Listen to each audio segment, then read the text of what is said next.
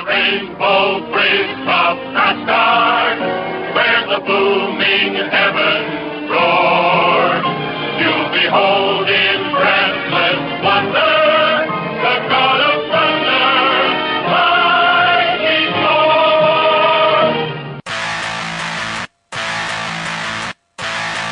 You're listening to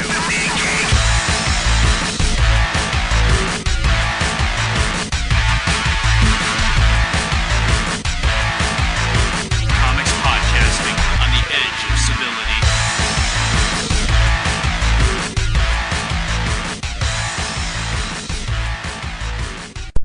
What horrifying waste of time have you put in the VC in the whoa, hi, how are you? Good In the God. DVD player now. Actually, I picked a decent film because I don't own as much shit as we watch on Netflix. So as my Wi-Fi continues to shit the bed like a baby with a friggin' diaper rash. 13 Assassins. Excellent. Have you seen this? Yes. It's good for you. Shit. No, it's fine. Well, I wouldn't be able to pay too much attention to it. I don't know what you're talking about. So, kids, here it is. We're looking at bringing you episode 216. 333. Wrong. Now you have to save it till then. 216. 333. No.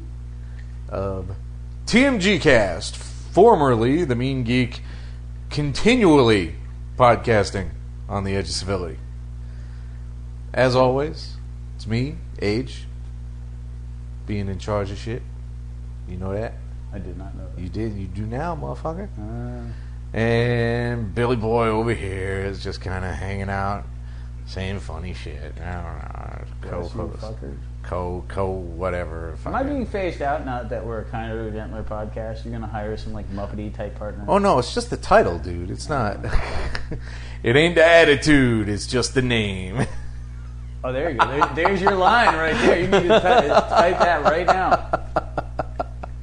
By the way, TMG Cast sounds vaguely like... I like it because there's an inhuman element, because it basically implies lockjaw. That's terrible.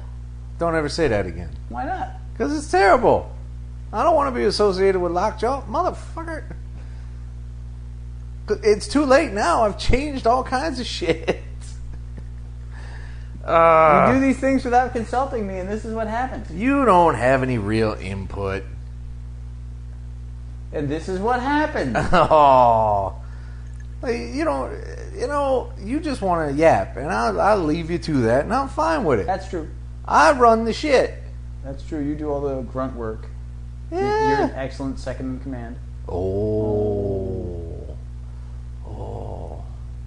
I got nothing for that. Yeah, no, I mean, the argument works both ways, sadly. You an asshole. Okay, you have that for it.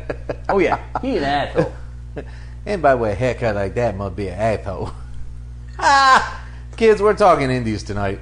But I read something today. Did you? I did. Well, it's the first time for everything. No. About DC. Apparently, they are disappointed already with the reception to DCYou, YOU. So they're already, and it's only been like 2 issues now since Convergence ended. Right. Since they started this DCYou. Right, which we stuff, haven't even read. which we haven't even had a chance to go through. They're already disappointed in the sales and reception, so they're telling creators, go back to the meat and potatoes heroics. Really, guys?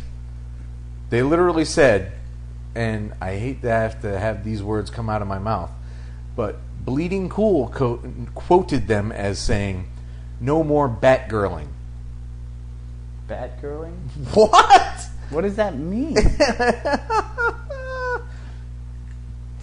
It means they just can't handle not being grimdark. And it's like, really? Is that really That's meat what and sells? potatoes heroing? It is to DC now. Dude, this is why, like, first off, everything can't be grim and dark. It certainly can't be all the time. Yeah. And I don't think that they're going to get like, you can't. The whole issue 1 theory, I totally understand. It's stupid, and I say that with much vehement hate. It's stupid. But yes, when a new number one comes out, a bunch of people plop down an extra couple of dollars. You do it. Even I do it. Yeah. Like the new Spider-Man, I'm getting another number one. Am I getting a 2? Fuck no. You'll bring it. I'll read it. But I'm getting a 1. I'm like, I'll buy a 1. Sure. Why not? Because I'm a fucking mental patient. Am I going to do anything with this one? No. You Am are, I gonna really. follow it up in any way? No. It's just going to sit there like, I'm a number 1. And then I'll randomly find another one. So I'll go from 1 to 237 or something. Like the usual shit that my fucking collection... Well, By the I way, mean, it'll never make 237. There'll be 8 more ones. you'll get it signed, I guess. You Yeah, know? theoretically. But Yeah, as anyway, long as you're not charged $15 for the motherfucker. Any way you look at it, though, and yes, boo, you can't argue the idea that all right, we're going to do another one 8 days after the previous number one is not going to be successful. I mean, Skull Kickers did that. It was a joke. It was not an attempt to keep getting you to buy new number ones, although it totally worked on you. The covers helped. Yeah. Well, I mean, it helped because I was a moron. It didn't help because I thought I was going to, be in on some great new number one thing. Well, no, basically you saw one number one. You're like, I love Skull Kickers. I'll jump on, but Bill will totally get this, Yeah. which I did. And then we're like, oh, that's funny. And then you kept ordering them, and they kept coming as number ones. And you're like, you motherfucker. This is totally in the middle of shit. It was weird, man. All they did was change the name, like Uncanny Skull And Kickers. it was awesome, and it was hysterical. But it was a joke! right, you can't do the spike all the time and expect the spike to continue working. Which, by the way, DC, you should also stop doing in the comics. Like, ooh, somebody's got an evil half-brother. That was popular once. That shit doesn't... Like, diminishing returns is what we're talking about here. You can't roll out the same fucking dumbass shit and expect to get the 1996 audience. Nope. To use a reference that you hate, you can't get 1998 wrestling fucking Stone Cold Steve Austin fandom by having fucking some new wrestler just hate his boss. That shit is not going to play out the same way again. It's true, man. I read that. I was like, really? 2 issues and it's not good enough for you already? Really? And they were like, don't do the weird stuff anymore. We're tired of the weird stuff. What weird stuff? I don't know. They already got rid of all the weird stuff. They got rid of Constantine and they got rid of Swamp fucking Thing. Well, they got brought rid of Constantine Animal back. Man. Yeah, but apparently that's one of the ones that's not doing well. Well, you know what? Like, weird shit takes time to develop. Yeah. This whole, like, immediate response, I'm very torn. I've talked about this before because on one level, it's a business. And if shit isn't making money, then yes, you should probably not keep making it. However, if you have a commitment to quality in any level, sometimes you have to give shit a little time to find a voice. Right. Like, we talked about this during the whole She-Hulk thing. And you were very disappointed that She-Hulk didn't last. Right. But they gave that... They gave it a full year. Yeah. They gave it all 12 issues. If And although I enjoyed it, not enough other people felt the same. And that's fine. Like, not everything is going to be success. But if you're not willing to experiment at all, if you're just going to do one thing, I'm sorry, did you not see what happened to Image? Like, is that shit really the game and business plan you want to run with?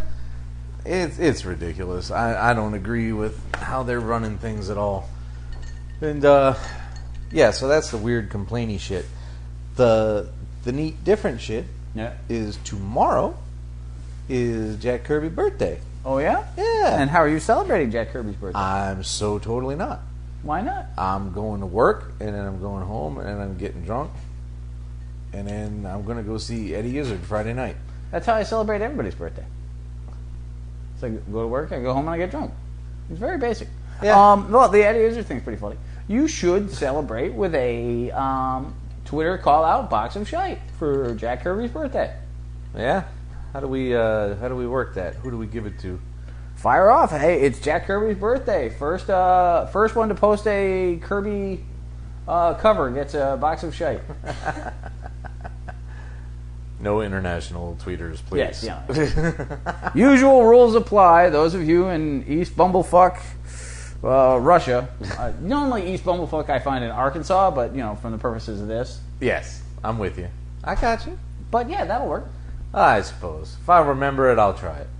And then if anybody posts a Ditko cover, you send them a real box of shite. Like, really? You couldn't even find a Kirby cover? Or even better would be like a picture of you with a Kirby comic, or... That's a better idea.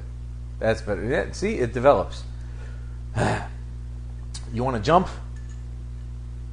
No. Jump on in. Jump into the deep end. I don't know. Is that actually a metal song? It is not a metal. It sounds stupid enough to totally be something that you listened to in the 80s. That ain't right. No, that's completely right. That is not right. Jump into the deep end of the water!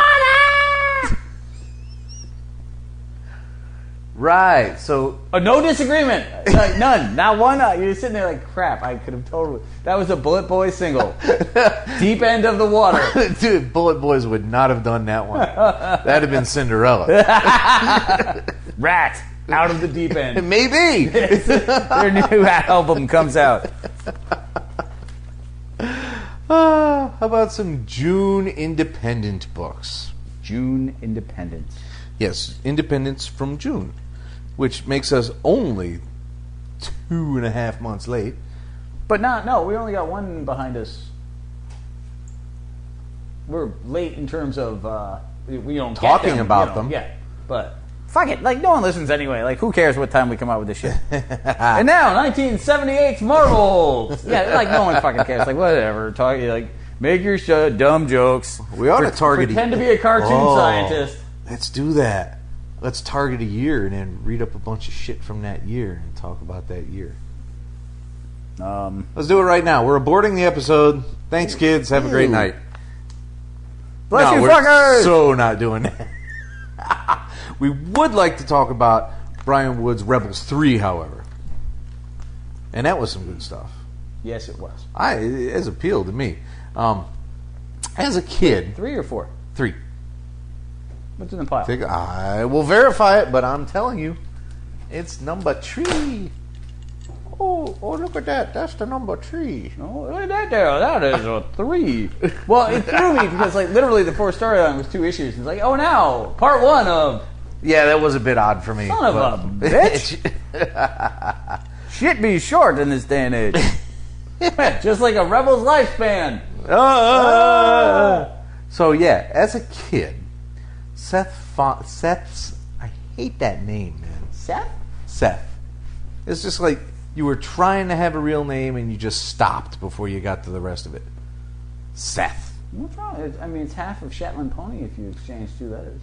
It really isn't. So, Seth's father fell through some ice. Seth has to help him survive in the woods overnight. Over several days, actually, because they sent the sister home and... No, they sent her to make a fire and she went home. Yeah, she went home. She decided, I can't handle this. It's too crazy. Too crazy pants. Or maybe she's like, some sort of Chucky, evil, manipulative super bitch. It's like, father will die in the ice and then I'll be one step closer to the family farm. Probably not. No, but, like, I like to think outside the box. Like, that shit works sometimes. You don't know what the box is anymore. Well, since you got married. Hello! Nice. Commodore wife is coming downstairs. She's going to beat the piss out of you, and I'm going to laugh. Laugh, I tell you. In the present, Mercy spends a lot of time alone, worried, keeping a gun around, and generally, probably also being very, very angry as well. It seems like in the original 13 colonies, life sucked, and people are primarily miserable. So, yay! No, I enjoyed this. Breaking out the flashback already is a little bit... Little early. But fine. It's a period piece. You're showing how tough he is while showing how tough she is, so there's a parallel between the two, which was cool. Right. The art is as always solid. The debate continues like, I'm fighting for our country, you're fighting for Virginia, and I fucking hate Virginia. Stay home. Which doesn't make a lick of fucking sense, because since when do New Hampshireites, or Vermonters, or whoever the fuck they are, ever hang out with Virginians? Well, I think, the Virginians were more involved. I don't know shit, man. Like, I don't fucking clue. That's like me saying, I hate Arkansans. I don't know anybody from fucking Arkansas. I hate their accent. I like to think I of don't it as hate them. Arkansans. Arkansans? Arkansans. Arkansans. Works, doesn't it? Arkansans. Nobody likes that. Eventually he gets home. Oh, son of a friggin' cripple. Oh, that ain't natural. Eventually he gets home with Ethan Allen in tow. And she's mad about this because he's just going to go right back out. Well, if I went to Ethan Allen without my wife, she'd be angry too.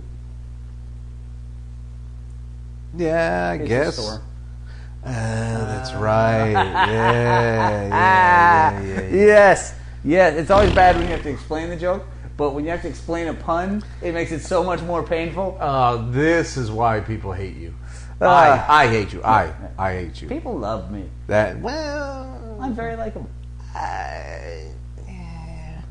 just because they're not downgrading you doesn't mean. How would you know? I don't. You're still waiting to get to the not downgraded part. Well, yeah, that's true. I don't know where I'm coming from anymore. So, Kansas! no. I have never been to Kansas. You will. Haven't even been to a Kansas concert. Second CD I ever bought. Best of Kansas. I totally believe that of you. Yes, terrible, terrible choice. I'm like, Carry On My Wayward Son is amazing. The rest of this album must be, oh, fuck, I just wasted $12. Dude, I felt so dumb. But it's a high quality book, and we fully endorse it. And we like it a Really lot. good. And you have to reveal that she's pregnant at the end. Oops. And which is very cool because he's like, if I had known she was pregnant, I'd have stayed home. She's so tough she won't tell him, even though she wants him to stay. And he's so good that even though he's tough, he would have stayed to be there for his child's birth. Like, they're both working at cross purposes because they're crazy tough. Which is the American way, god damn it. It unfortunately is many times. Tough and stubborn is how we run our relationships. Everyone loves a stubborn motherfucker, right? God, Everybody I does. hope Yeah, because you stubborn. You are obstinate. It's gone beyond fucking stubborn. Man. Commodore Wafer's coming down to I totally agree with you. You are a goddamn mule up in this motherfucker. I totally. Not going to the doctor. I would like to disagree with you, but unfortunately, I am unable to come up with anything that would. Like, this is overly personal, and no one cares. Like, dude, go back to being funny. You're talking about comic books. Like, whatever. You being stubborn does not appeal to me. I don't even give a shit. It's Archie Predator 3 comes up next. Now remember this fucking book just gets more bizarre by the page. Dude, the slaughter of Archiekins has begun. Archiekins? Well, I mean, technically, Oh wait, that's no, that's Archie like himself. that's like their Dominion. I was trying to come up with something for the Riverdalians because I don't want to say the that. Riverdalians. Well, that just sounds like something out of fucking Tolkien. Like, and then the Riverdalians did come forth with their quarrel that the elves had taken from them years upon past. No! Wow, that was very Tolkienish. Yeah, I'm good at what I right do. on, man. Yeah. But no, Archie, I think that's actually like a love diminutive that Veronica calls him, so that Yes. really doesn't work in this scenario. No, it don't. Like, no. So Jughead wanders into traps set by the rest of the gang for the Predator, and they all find out that the police are dead because, of course, the Predator is going to take out the police department. That's just logical. Okay. That's just what happens. No, it totally makes sense. This is insanely bad. It's kind of fun in a hysterically bad kind of way, but at some point you're just like, dude, you're not even trying. No, they really weren't Like, after a this- while. I mean, like- Jughead bites it, and he uses the dagger to steal candy, and Predator sees him. Dilton, that little he's getting a little weird and loopy, and he pulls out battle armor. When the hell did he make battle armor? Dilton is just I feel like the one character that's constantly made weird is Dilton. Like every, and again, the number of Archies I read that aren't horror based is like nil. Although we're about right after this, we're going to get one that isn't. Oddly enough, and yet there's a unique horror quotient to it, which is why I own it. Weird. Yes. I don't get it. Dilton ends up biting it because he fought the Predator, And he turned his back, and he's like, I've won! All the girls will like me now and touch my peen. None of which happens, thank No, God. because he gets his spine ripped out, per Predator tradition. Well, let's be honest. Dilton is such a tool that he couldn't get laid in a cherry Pop-Tart. But, wait, and what? Think? In it? Oh. Oh. It was a good line. You ruined it by not knowing what you're talking about. I took it too literal. Yeah. It didn't make any goddamn sense. And yet it did. It In a totally horrifyingly did. awful way. Please don't look up Cherry Pop-Tart. Ever, kids. under any circumstances. It is an adult comic based on Archie. It is gross and horrible and wrong. I read one of those and I felt dirty for about a decade. Well, I mean, it was easy for you to feel dirty back when that was coming out because you were almost squeaky. Yeah, true. Yeah. At any rate, that's what happened in that one, and that's why it's weird. Yep. And that's why I kind of dug it. It's not terrible. But you know what? You're not picking this one up. No, I'm not, because I have limits. Right. And if you found a cheap graphic list, you're like, there's got to be another cheap graphic, and I want more than this. Yeah, no, I wouldn't bother with it myself personally. Now that I've read it, it's a one-shot trick pony, one-off. Any way you slice it, it fits well into my weird Archie collection. So fine, so be it. Well, what else fits into your collection is Frankenstein. Oh, remember? No, we got to go into the one you didn't write down. From Archie to Archie. Oh, Archie 666. That's just fun to say. That's just bizarro. Okay, so Archie wanders around being clumsy. Boom. End of story. Well, it's the final issue of Archie so that they can revamp Archie for a new generation. Yeah. Which is horrifying. Like, if there's one thing that shouldn't be revamped at this point, it's Archie. But what does this tell you about the publisher that decided to end on issue 666? It says that they both have an odd and awesome sense of humor. Because it can't be accidental. There's no No, way. God, no. Come on. No, there is some deviant shit up in Archie headquarters somewhere. Like, somebody's cutting a calf, fucking dance around red robes, naked virgin witches everywhere. Like, shit has gone bizarre in Archie HQ. They're running around sky-clad at midnight. Nope. I got clouds in my eyes and demons on my mind. Okay, that might have been too weird. But you know what? At this point, who knows? But really, that's all that happens in there is he runs around It's a sweet and little story in multiple parts about how Archie gets his 666 detention, hitting which he's already broken the Guinness record at 400. So well done, because he's so clumsy. But the entire world comes to help him because he's so awesome at being clumsy. Like, it's very nice. They bring out characters that you would literally have to be like an Archie enthusiast to identify. They're like, that kid's crazy. I'm like, what? Who the fuck, Dobie Gillis, are you, son? Once it got past Dilton, I was like, who the fuck are you? Yeah, no, dude. I'm sitting there like, no. Like, I read, like, the first Archie I read in 2 bajillion years was the one with the Punisher. Like, I got nothing on all these background characters. At least I remembered who Midge was. Jeez, that's... Oh, that's an easy one. That's Midge's girlfriend. She's been around forever. Yeah, but that's as far as it went. Obscurity level, 12 at that point. Yes, there's no real reason to need Archie 666, but the fact that I own Archie 666 makes me undeniably happy. Right. Like, that shit's hysterical. Right. So it's fun, I All right, so suppose. Frankenstein, where shit finally happens. Frankenstein Underground 4 brings us the origin of Hyperborea. Borea? Hyperborea. Or I guess it could be either, really. There's actually a book. I've never heard anybody actually say it out loud. I actually kind of like your pronunciation better in retrospect. But Hyperborea is a book by Clark Ashton Smith of short stories. Another Weird Tales pulp writer. Ah. It's part of the adult fantasy line, which are bitches to find, actually. He is not a much reprinted author. So even, outside of Conan, it has a pedigree, if you will. Oh, very good then. And your weird moment has been brought to you by... Your bit of backstory you didn't need was Hey kids, sponsored by... Here's trivia no one will ever ask, ever, guaranteed. Because if you go on fucking Jeopardy and one of the questions is, which Weird Tales author wrote Hyperborea? Fuck no. Never gonna happen. Alex Trebek would be like, fuck off. Like this, no, absolutely not. Give me my mustache back, Yeah, I no. quit. I've missed it. Give me the perm. Get Will Ferrell up in here to do shit like this. Keep him out of it. The whole concept is that there's this king, and he sends his sons out to colonize stuff, but they diverge, and they invite dooms into the world. Yes, they because that's all they had in ancient times was pre-ancient dooms. Well, they had 7 daughters of the colony were placed into crystals so they could provide light, which makes no sense. Nope. And slowly people moved away from the light towards the dark, and the demons appeared.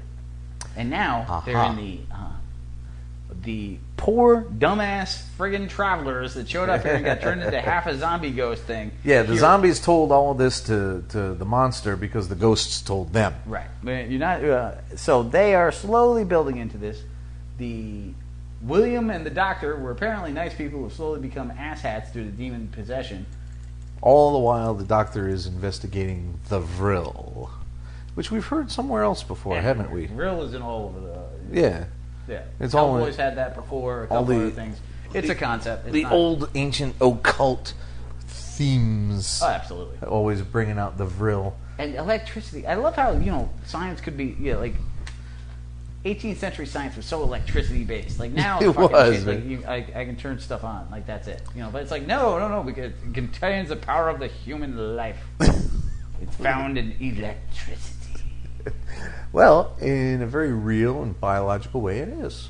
Well, true, but that's not really where they're going. I know they got this pseudo-science, supernatural thing going on there, and the very essence of the universe courses through voltage. Blah, blah, blah, blah, blah. It's some bizarre shit. It's fun to read, though. Now that the story's moving, the first issue or two of Frankenstein was so convoluted and back and forth. But now that they've really invested into the story and what's happening, and they've also built up the character of Frankenstein as this guy who really just wants to be left alone and do nice things. Like, he's not out there to try and fight anybody and whatnot, but he's really screwed in the basic visual category. Yeah. So he's never going to have like a good day of like, hey, let's and get some hot dogs and some roller derby. It's probably going to turn out to be his role to be more, but it's just not what he's looking for. No. Although it's very hard to wrap around, like, you didn't make my bride, so I'm going to slaughter your fiance. Yeah, that's it's a tough play revenge. That as an innocent one. Like, yeah, fine. Yeah. He created you, he's a dick. Murdering his innocent fiance makes you equidick. The monster. So, Buh. there's some real problems with that one. It's hard to be sympathetic. And of course, as all good supernatural stories must, the man delving into the secrets unknown releases things he didn't intend. Brr. Yeah, shocking. Doctor gets fried up good, and we see William start to turn into something that looks highly unpleasant. Yes.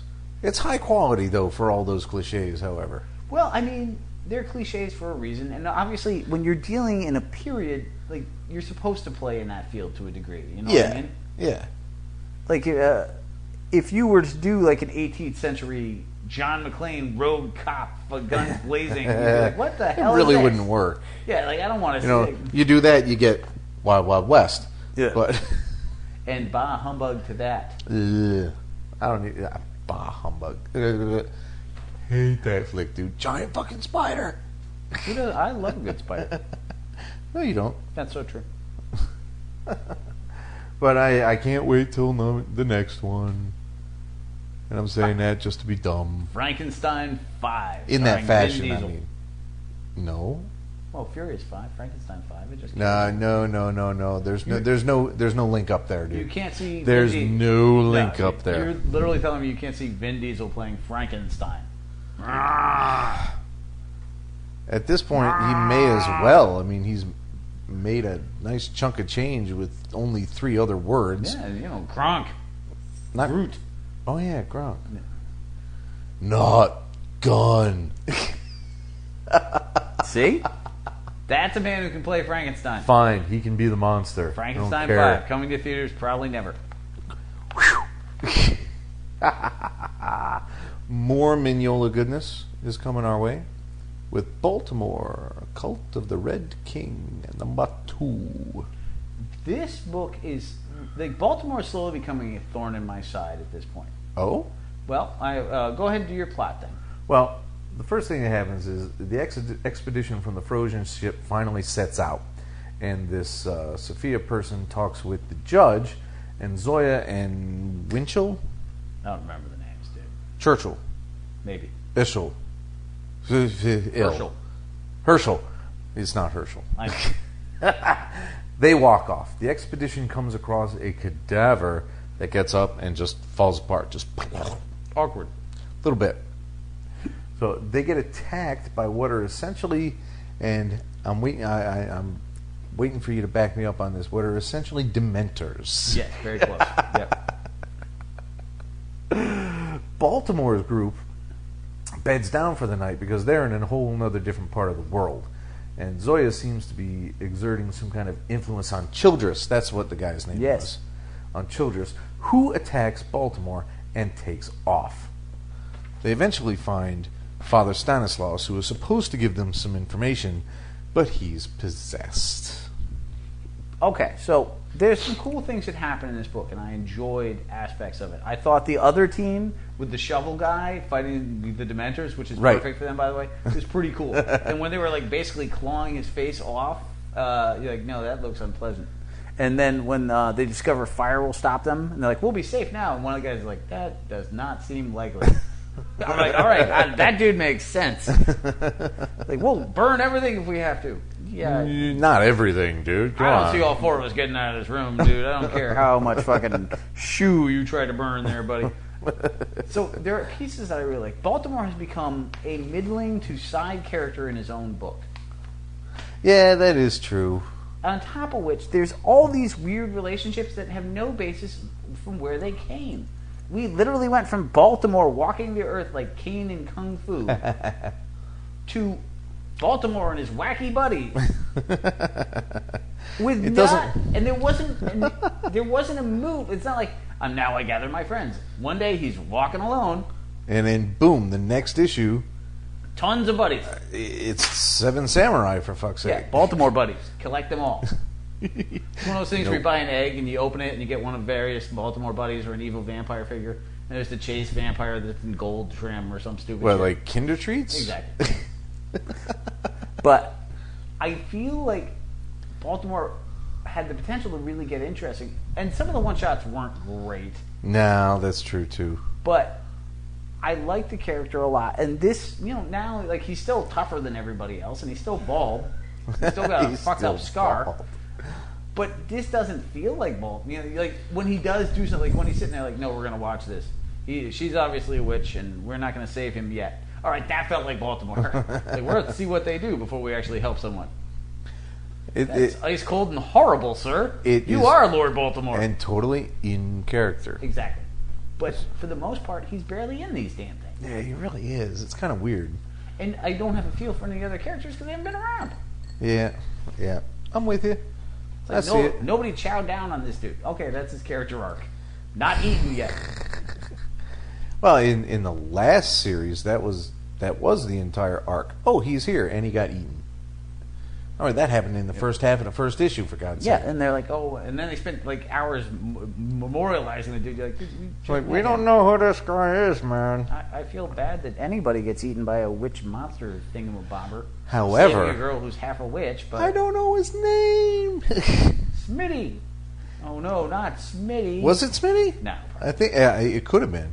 Smitty's one of the guys from Justice Incorporated, so that's kind of how I came upon that. Well, I mean, Smitty's a rather generic name. Well, whatever rather the a fuck. Generic victim. That's what happened in the book, and I'm fine with most of it. I don't dislike Baltimore, but it's just chafing me a little bit that it's just moving in a really weird way. Like, I want more team horror books, like guys working against it, but you got to build up the other characters. You can't just have interchangeable. Here's an Indian guy. Yeah. Here's a guy with a scar. Yeah. Here's another guy with a scar who's not Baltimore and is, pissy about it. Here's a hot witch character that he saved, but now might be an evil witch. Wait, what? Maybe. But I mean, it's enjoyable, but it's confusing, and you're right. It's off-putting at points. It was your favorite, but when you compare it to what we've been reading in Hellboy and Frankenstein, where there's a delineated lead character, Very different. Do you feel like this is still your favorite? Or is it just more that it's your Mignola book, so you're following up? It's closer that it's my Mignola book. It's not that, I mean, if you hated it, you'd stop buying it. There's nothing wrong I with would. the book. So I'm not denigrating it. I just, from somebody who was a diehard Baltimore guy, I don't get the same vibe from you anymore. Yeah. There's going to be... How was the second Witcher? There's going to be dips. Or Witchfinder? The trade? Yeah. It was like I said, it was in the West, so you're going to dig it regardless. Sweetness. But it was largely okay. I mean, I had to rethink. Wait, why was this guy out in the West to begin with? He's fucking European. But it all worked out, and it was enjoyable enough. So, with the fade out number 7, however, I felt like we were in some kind of holding pattern. We didn't get a whole lot of crap moving forward, because most of the time, it's just Maya and Charlie at the beach banging. It's their vacation from their lives and each other, and they're not actually in love, and they both kind of know that, but they're happy in each other's company, and their genitals match nicely, so... The thing with most Brubaker and Phillips books is that individual issues are usually very good, but it really comes together when you read them in bulk. This is all right. I get you. So, like, when you read the graphic, or when you go back and read all the issues from the beginning, you want you're not as diverted by why is nothing happening in this one, because you're building that character piece that's so intrinsic to the way he writes. Yeah. Because everyone is developed, even B-level villains. Psycho Bob has a full origin story about his wonky eye and why he's got a club leg and half a freaking... Dang, I can't remember. Vestigial tail. Damn, you dropped that fucking So ball, bad. dude. A vestigial tail would have been perfect right there. The paw... I So anyway... kept trying to put pre in front of it. I'm like, no, it's No. not prehistoric. There's no such thing as pre-vestigial. That would be current.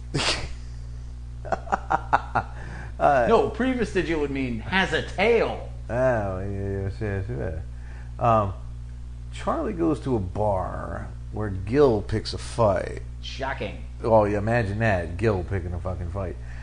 Once he's cleaning up in the bathroom, Charlie talks to Drake Miller, who implies that he knows Charlie isn't writing his own material. Ruh-roh. Oops. That could get him in big, big trouble, I feel. Do you know there's actually a film coming out about this very thing, about Dalton Trumbo, one of the most celebrated of the blacklisted authors? No, I had no idea. Yeah, it looks very good. Why would I know that? Because I share things like this with you. You do now. I do. But you're right. Probably better done in bulk. The hell is this? Bat in the house. No, this. You see that? Fucking... Silkworm. Yeah. Why would you do that? Why wouldn't I do? Good point. All right, so after that little bit of dumbness... No, Fade Out is amazing. I very much enjoyed the issue. It's just a small point that, yeah, like sometimes... Although, as I've said, like, it's the one book that, even though I have the graphics, I have to find the individual issues when I can. Because the back matter, like, the little documentaries they do about various films and periods. Those things are amazing. great. Enthralling. Yeah. I'm missing a Fade Out, too, which irks me. Yeah, text me that. I'll find out if there's an extra floating around. I tend to doubt it, but there could be. Anyhow, You moving still have on. to find a savage sort of criminal for yourself. Oh, no, you have one. You just didn't read it. Yeah. Oh, that's it. December. It's hard with all this whiskey. Father Christmas, the robot, Descender number 4 was awesome. was as great as the other 3 have been. Dr. Kwan and Telsa are working on Tim, and he relates details of his family, the one he was sold to, which just sounds terrible until you remember he's a robot. Yeah. It actually sounds like the thing is... Well, here, do your plot thing. Do your job, sir. Driller is aggravated with Bandit because it's a small Yappy-Type robot. Dude, I sympathize with Driller. I the so killer, totally like, do, man. Driller the Killer is the best robot character ever. C-3PO can suck Golden Wong. Like, this friggin' guy is amazing. There's your title. No, it's not. Oh, that's right. We're kind I'll of get a gentler banned. podcast. No, it's just too... Blech. Yeah, I suppose that might lead C-3PO people, can suck Golden Wong? No, I'm not putting that as a fucking I title. didn't say Wang. Right. So, Tim convinces Driller that there should be no killing, especially of the small Yappy-Type robots. Well, he isn't trying to kill that. He wants to kill the guard and the humans. The Driller is very clear. Like, robots are okay. Yappy robots are just super annoying. But humans need to go. Exactly. They end up going to Neriata, or probably Neriata. Telsa talks to her dad, who turns out to be a general.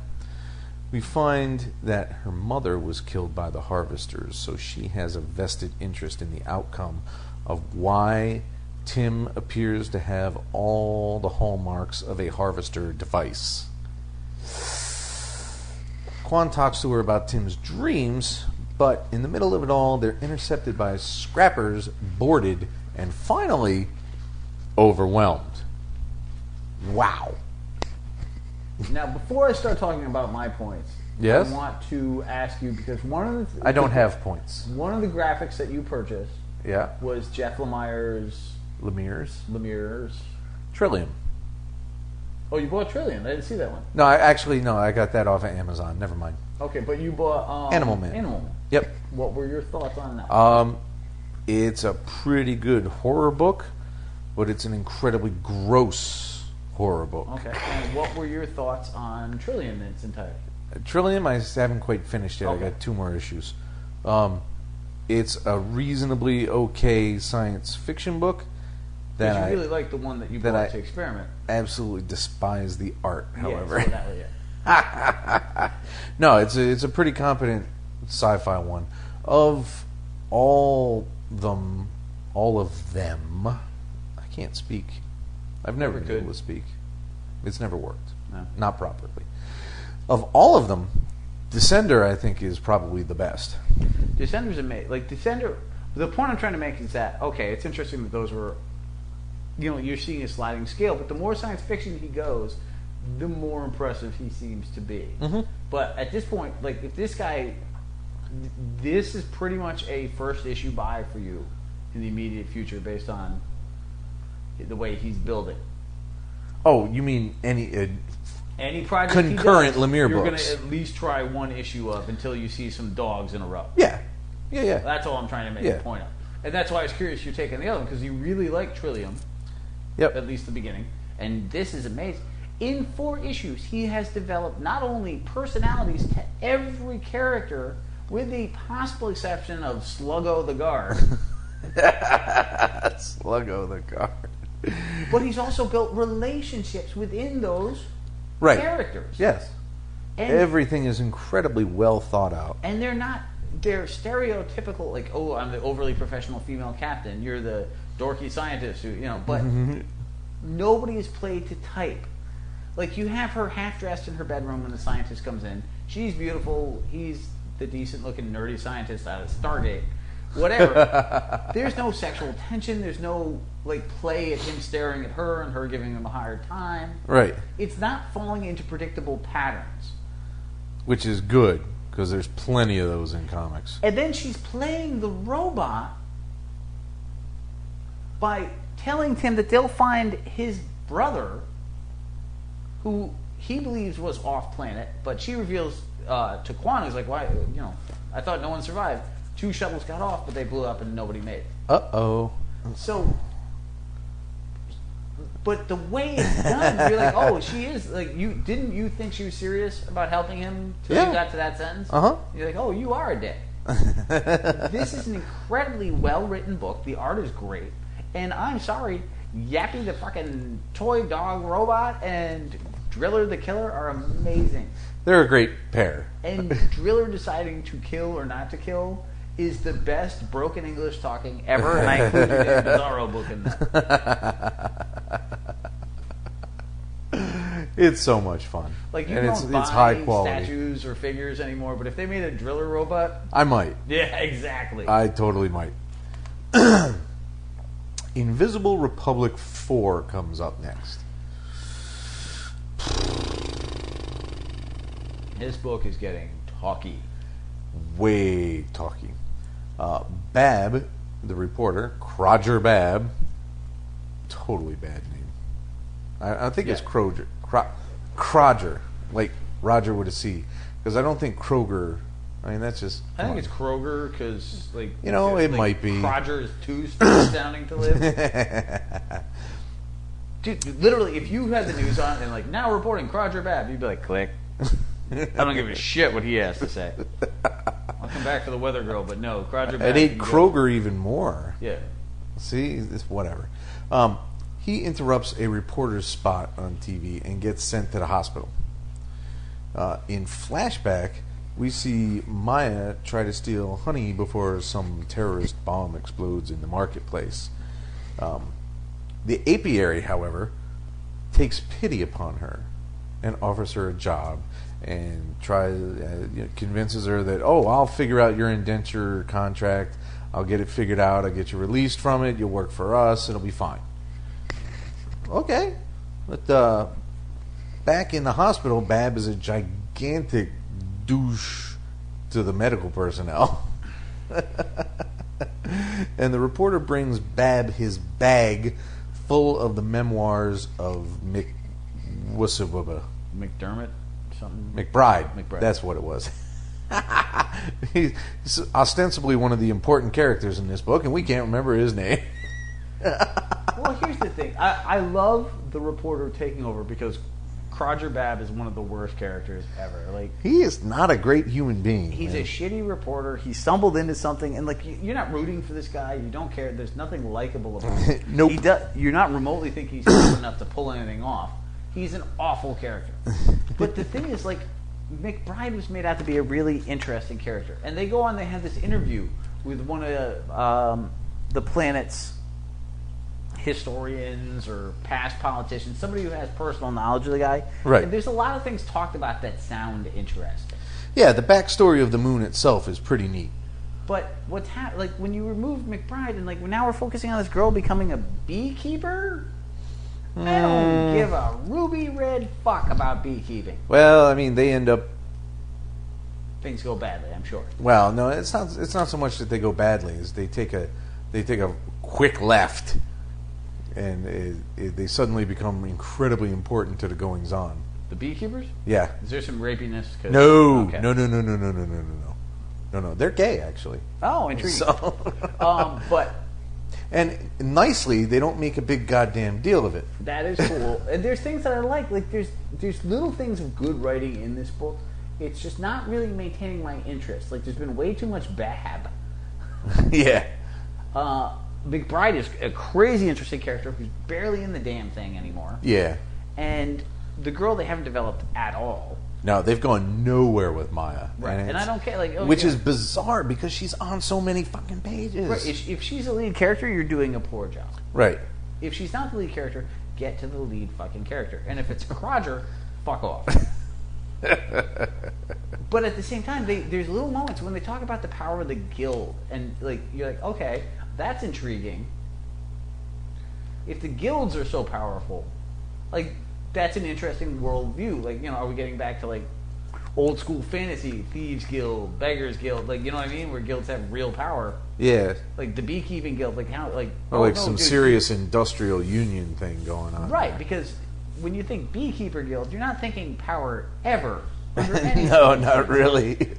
First you get the sugar, then you get the power, then you get the women. Thank you, Homer Simpson. But no. That's a real thing, by the way. Seriously? Yeah, that's a total Simpsons quote from an amazing episode. Oh my god, I have it. To the Bee-mobile. You mean your Chevy? Sugar. Yes, I do. That's a truly great episode. Wow, that's fucking nuts. No, I like the book, but when I'm comparing it to Descender, like as Descender keeps improving, this book is just not. It's going down, and I don't want it to because there's some cool things, but cool back history is not going to keep me interested in this book. No, not really. The character's got to actually accomplish something.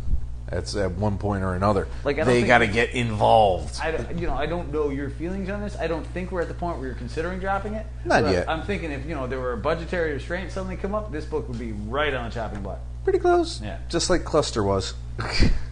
I thought Cluster was better than this at this point. Did we get through 4 issues of Cluster? You bought them in bulk. Oh, yeah. Yeah. Oh, wait, no, not Cluster. I'm thinking Fuse. Oh, no, Fuse was a great book. You just, monetarily at the time. Some weird scientific problems with it, but like why there's kerosene on a goddamn space station, but whatever. At any rate, hillbillies. I stand by my statement. Go back a couple of 100 episodes on that one, kids. You'll see what we're talking about. Saga 29. Oh my God, it's getting weirder and weirder. And there's certain aspects of the weirdness that I'm just not happy looking at. What, the self-fellatiating dragon? Yes. I got no need to see a dragon blowing itself. Blow the magic dragon. Puff the magic by dragon. himself and frolicked in his own wet... No. You're a disgusting, filthy, filthy man. The revolutionaries are trying to get a deal for Hazel. But... the Wreath Authority won't deal with Janitor Bot. Which, of course not, because he's fucking Janitor Bot. I mean, who the hell wants to deal with him? Gwen, the Will, and Sophie finally find the male dragon. They find it blowing itself, and I have to turn the page and find Marco and Prince 4 escaping the robots, which was fine. Yuma ends up dying, but she was a drug addict, so what the fuck? Yeah, she died in the last one anyway, so my sympathy level went that way. Because I felt bad for the seal that had to find her. Right. Alana tries to see Hazel again, leaving her... What? Okay, my handwriting has shot itself in the ass again. She's about to be executed. She begs to see the baby, and they say no. At which point the janitor goes apeshit, batshit, loco. She blows away the revolutionaries and sends Hazel back. Poor Sophie gets the Will killed collecting the dragon and juice. possibly what's her Gwen. name too? Gwen. Everyone's lying in blood there. It's God, blood and jizz. That just sounds like the worst kind of Metallica cover. yes, frightening. I hate it. Here's a couple things.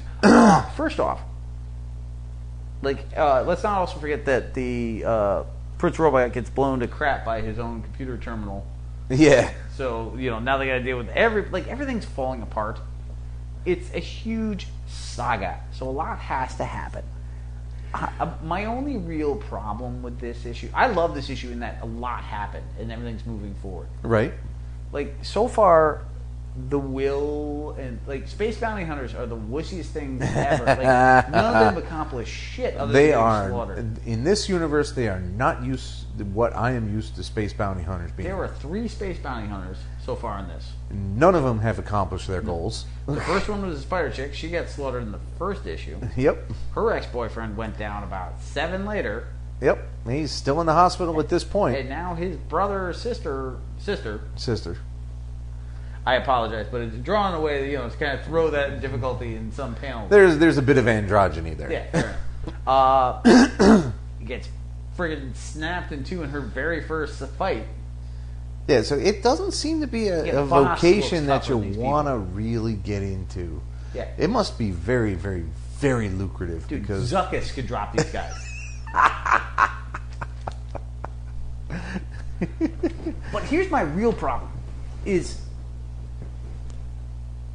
why is Janitor Bot the toughest motherfucker in the entire space? Because he's the one with the greatest amount of conviction. But you've got these high-level terrorists that are about to kill him and armed, and he just drops them. You can't see. Meanwhile, they're torturing this super ninja mother of our lead male character. Which is totally bad idea. She's got the magic, she's got the badassery. Right, and she can't do shit against him. But Captain Smacky, the world's worst janitor, just fucking pulls a gun and just aces people? Well, there's a lot to be said for not playing fuck around and getting the job done. I'm just saying, like, you can't fault the fact that this is a little bit ridiculous. A teeny bit. I won't debate that. But they're also... But I have ways to explain that. There's some crazy cool shit, and I love the amount of things that suddenly start moving forward in this issue. Yeah. Like, that's awesome. I like the fact that they've done so many interesting things with the janitor's character. Like, everything has depth. Every character has to be... Like, when you make a friggin' seal shepherd awesome, like, Goose is amazing. I do love Goose. Everything is done well in this book, and it is captivating, and you can't wait to read the next one. But yeah, like, if you have super badass fighters, let them be super badass fighters. Well, you know, just because they're revolutionaries, there wasn't... I don't think that there was anything I'm saying... talking about the mom. Oh, the mom. Oh, yeah, she should have gone nutsy. Like, if the janitor could do it, yeah, that is the point I'm making. They should have let Alana Even if just they're go to inept. town. You know, because she's got the streak that'll allow her to be that badass. That's my point. Like, if she had done this, there'd be no argument about it. Yeah. Like, no, we're done with this. I'm going to slap you around like a friggin' harp seal. Sorry, Goose. No, but he had a weapon, and he didn't waste time threatening them. He didn't waste time bargaining. He just started pulling the trigger. He is batshit insane, so there's a validity to that to a degree. I just felt the two of them like, I'm not really. It took me out of the element a little bit. The Klingon saying there's 1,000 throats can be cut in one night by a running man. I hate you for knowing that. And I hate you more for telling me that. Well, you think about it. You just kill and keep killing, and you don't stop, and you don't waste time. I didn't think The Running Man was that good a movie. Like, a running. What, Yeah, you're trying to bring in your sensibilities to this, and it's not fitting this time. No.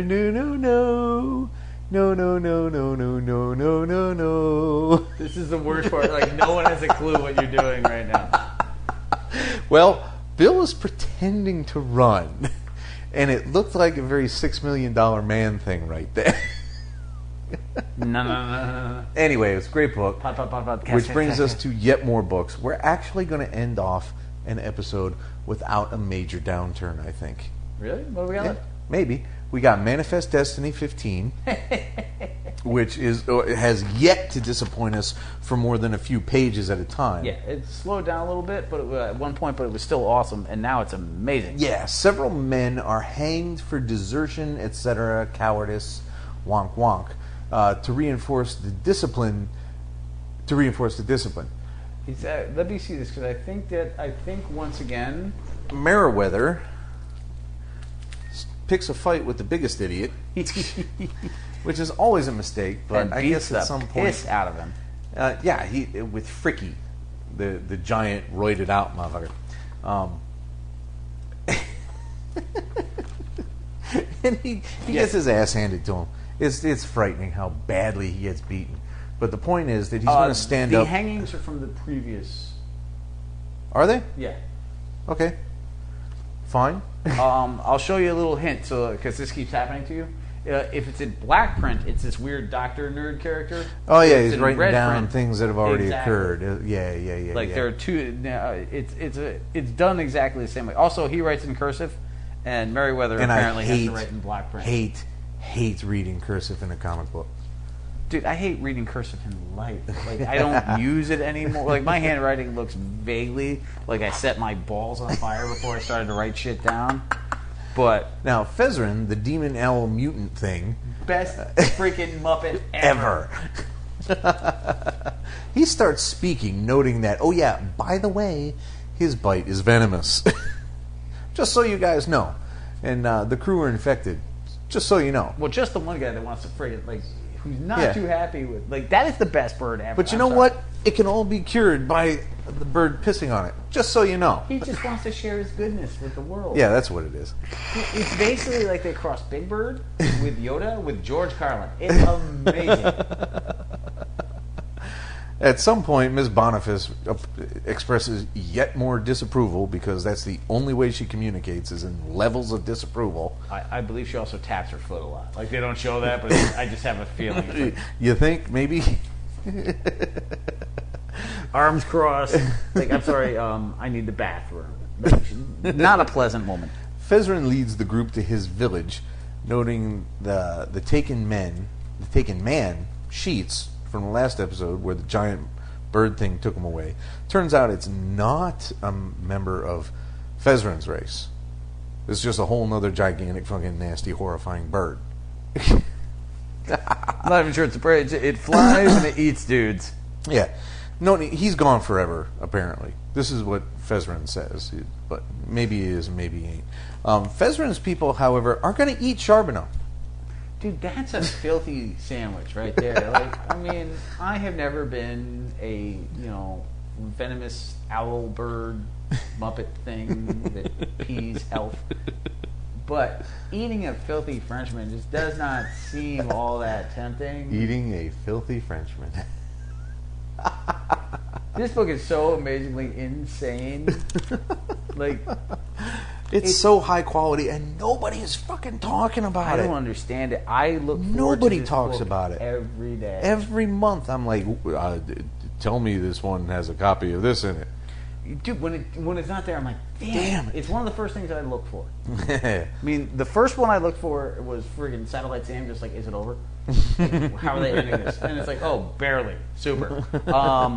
But Manifest Destiny is so goddamn good. Like, it is the perfect cross between Western and H.P. Lovecraft and situation comedy. Like, which sounds appalling. Like, if you pitch that to networks, they're like, no, we hate you. Like, go away and never come back and possibly die. That silkworm is still running around up there. It's climbing back up and shit. Well, you knocked it down. It's pissy now. Oh, It's gonna jump in your hair and laugh. oh God, I hope not. You're not helping yourself. Well, it's going the wrong way if it wants me. The worm will find you. Ew. Ah. Yeah, that's a horrible sentence. Like, no, sir, don't like it. We got 2 left. It'll be all right. We won't get in I'm trouble. just curious. We won't get in trouble. Shit. I don't think. We might. Oh, no. That's not true. We got 4 left. Oops. What's next on the agenda? Harrow County 2 is up. Well, now, Emmy has found her first haint, the animated skin of a boy. Dude, that would be my first and last. Yeah, it's goddamn right. I would never go in the woods again. I would never look for anything again. I would never leave the room. Where are my keys? You have to look. I don't know. She hides it from Dad and realizes all...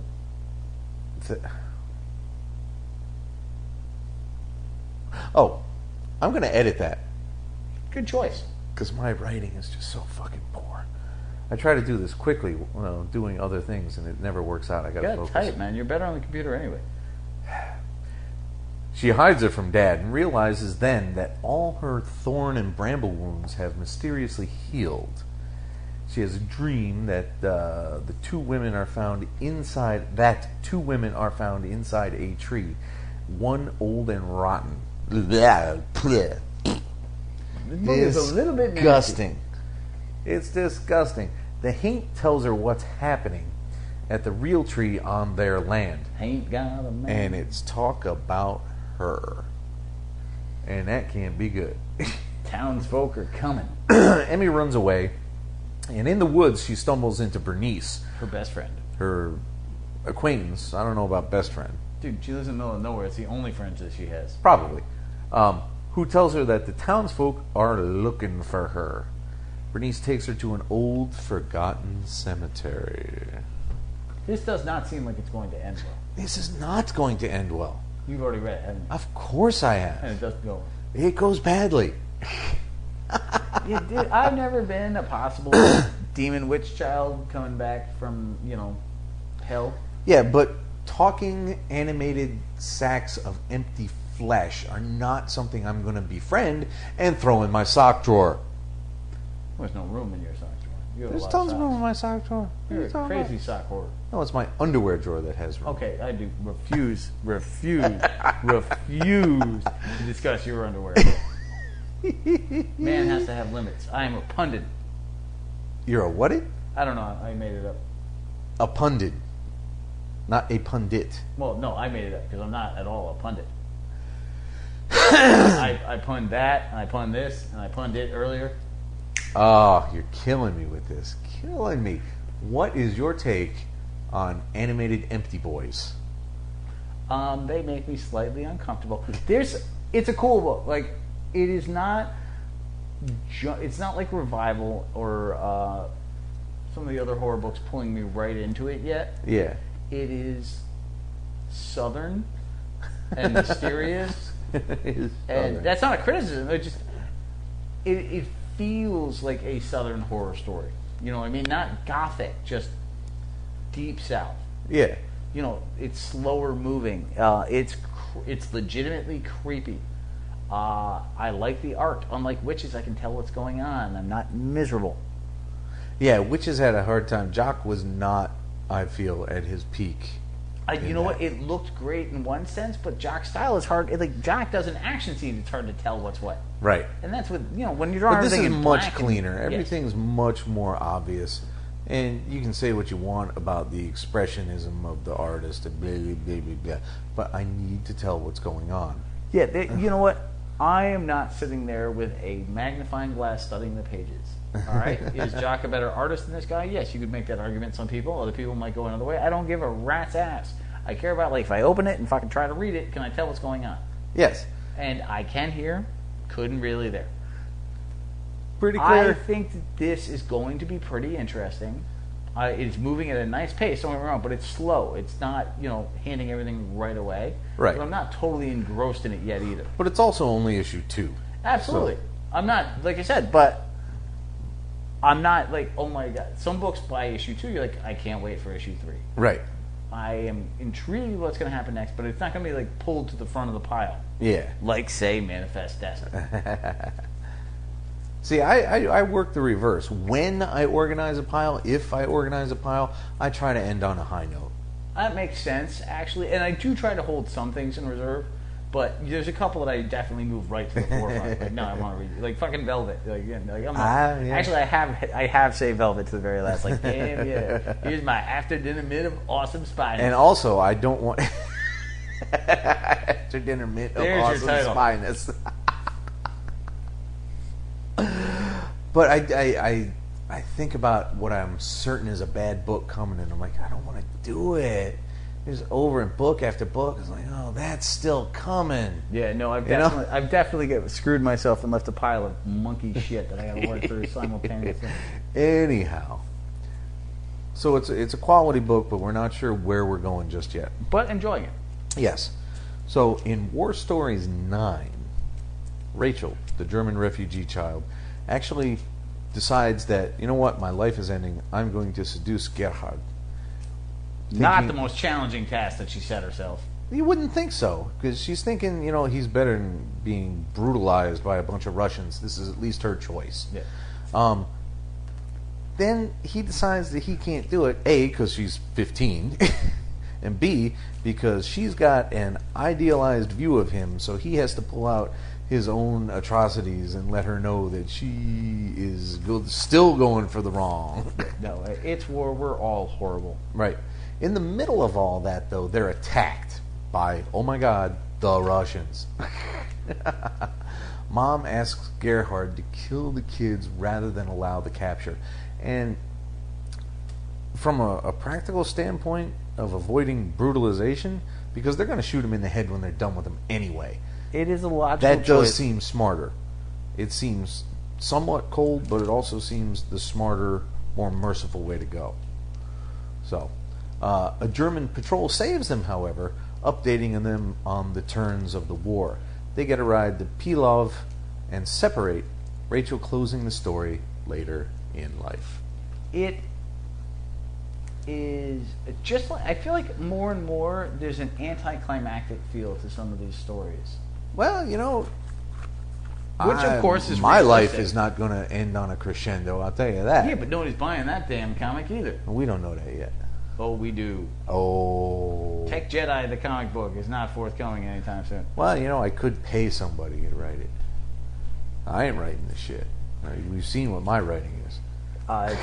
Anyway, moving rapidly along from that. Actually, I made a mistake. We might end up on a down note anyway. Oh dear. But before that, we'll get to Revival 30. No, I like the War Stories books, but I haven't gotten this last run of them. I haven't felt like any of them have hit it out of the park yet. Like there were a couple earlier on that I was like, dang, that was good. And do you feel that like any of these have really? These two arcs have had random moments where we're like, wow, okay, I enjoy that a lot, or wow, that kind of hit here. But as entire units, they're really not kicking it. In part, I think because and it's just hit this particular vein too often. Like, oh, here's these reasonably decent guys, but oh yeah, they're friggin' a werewolf squad of Russian torturing psychopathic Nazis. Like, he's hit that point before. You know what I mean? Yeah, I'm with you. So it didn't have the same impact this time. And him trying not to take advantage of a 15-year-old girl because he's not a horrible monster, despite doing horrible monster things. Yeah. Fair enough. Get out of here. Get out. Don't. I don't think it's here. Oh, no, it was, you jackass. Now it's on you. Actually, I think you hit the computer. Fuck off. Anyway. So, yeah, it's... I mean, I'm certainly not urging to drop the book. I love World War II stories. I'm intrigued by new things that I don't know about war, which sounds incredibly fucked up when said out loud. I just, I want that big moment that I haven't quite gotten yet. Yeah, I'm sure he'll give it to us eventually. So, which also sounds fucked up when said out loud.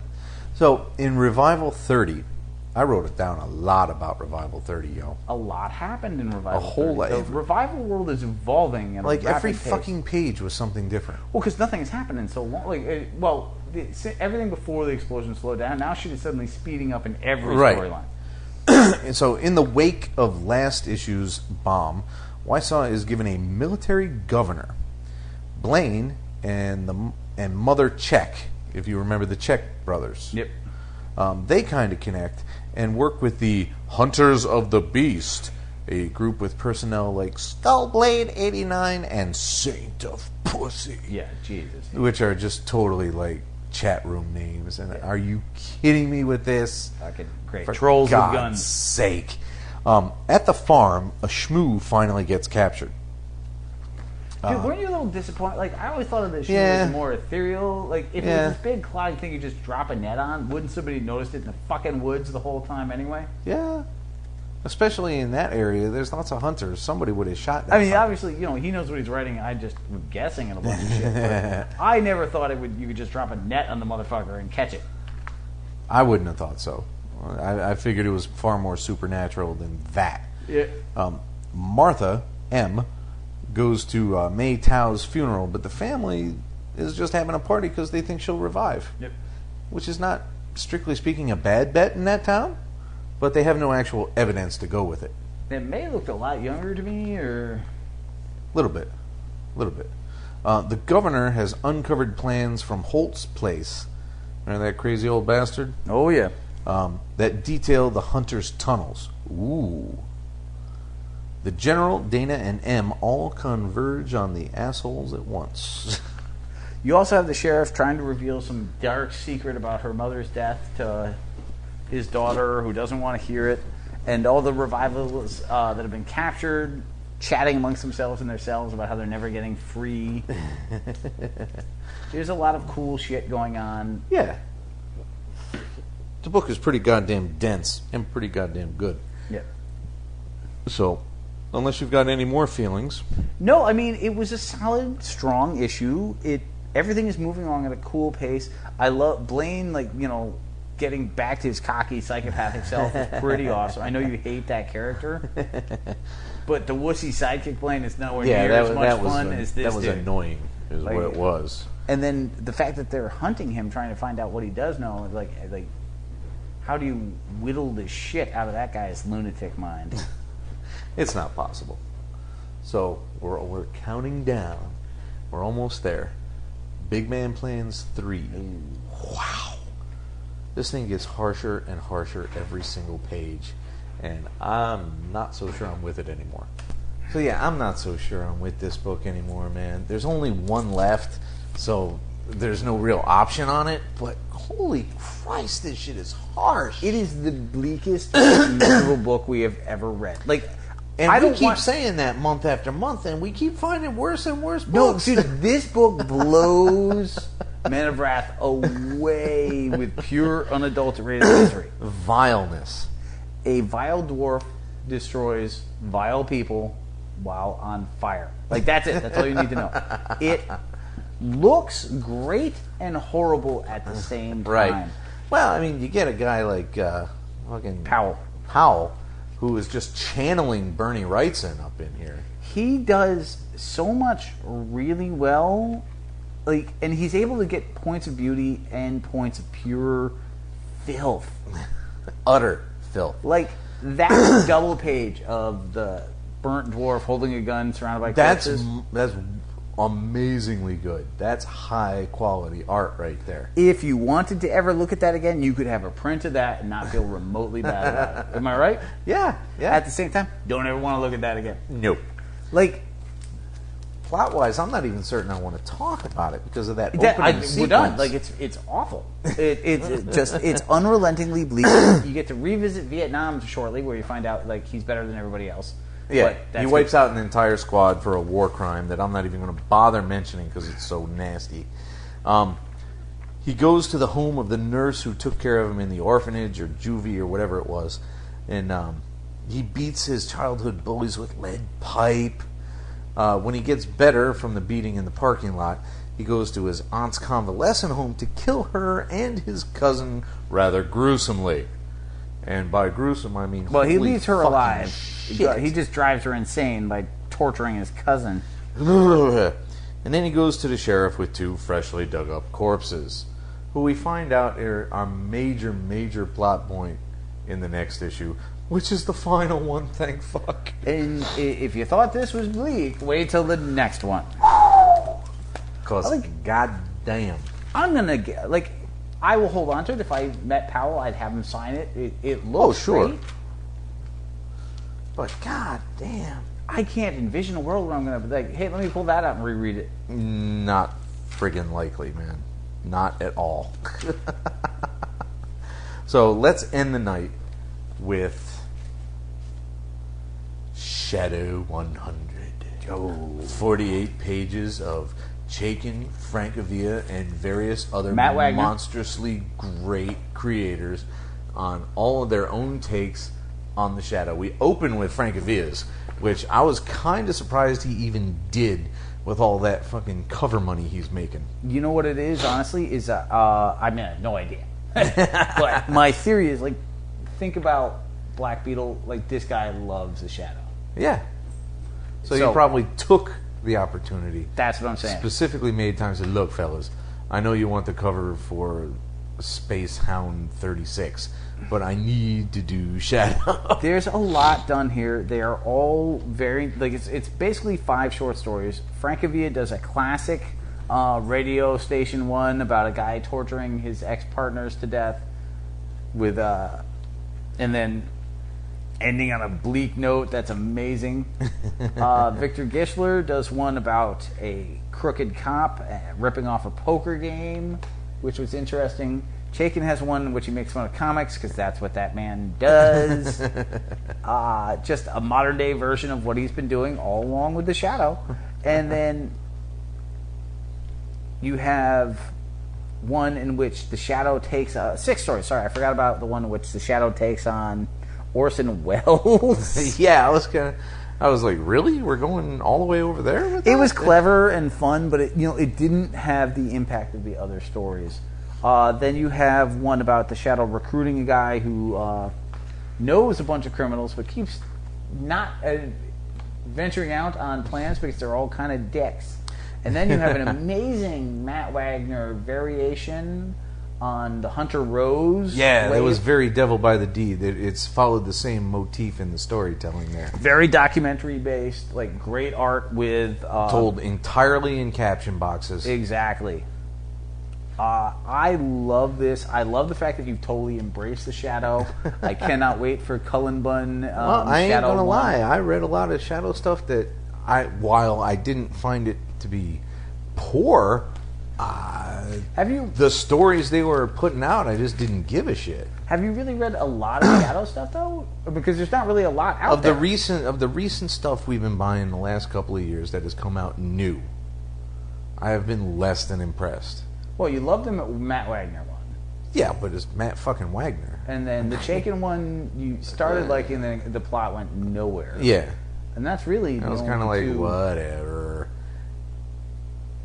Yeah, because... the Ennis one that disappointed you. Yeah. Okay, fair Then I wasn't happy with the Ennis one either. I was like, well, I mean, I suppose it's not bad, but it's not really yanking my crank here. Thank God, really. No, I obviously am a huge Shadow fan, but you got your own of this. Yeah. Just based on Matt Wagner, and we screwed up and have to find the Matt Wagner spirit, which we're gonna have to dive into late and then hunt. Whatever. Dude, anything Matt Wagner does in pulp, I'm on. Like, at this point, amazing. You're one of the few remaining men on Earth at your age that still deals with pulp. Yeah, true, but anytime I double up, your dad gets one, so it works out nicely. I like Justice Incorporated, The Shadow, freaking Masks. No, you don't like Masks. No, but they're you all like in the there. You like what the characters in Masks represent. Yes, the way that Mask works out makes me cry on the inside. And there we are. There's episode 216. 333. We hope you enjoyed it. It was episode 216, 333. which was not 333. That 236. is another 213 away. No, it isn't. Another 113 away. Beer and whiskey tonight. Thanks, asshole. Hey, like you know math. I knew that you were wrong. Yeah, it was it. Only You got nothing. You're like, damn, I was totally wrong. I corrected myself. Whatever the fuck. Fine. Let's close the episode. That's your cue. Fucker. Go. Come on. Spin it out. No, I am not a dog, sir. I do not bark on command. Don't you? Bless you fuckers. Good enough. And away. The Mean Geek is recorded live at the Reverend Mad Duck's apartment whenever the hell we can get to it. Find us on Facebook, Stitcher, Twitter under @TheMeanerGeek. Subscribe to us through RSS. Or we can be located at our own site, www.themeangeek.com. And most importantly of all, you can find us as a proud member of the Comics Podcast Network. Email us directly at themeanergeek@gmail.com. Mind drink now? You may.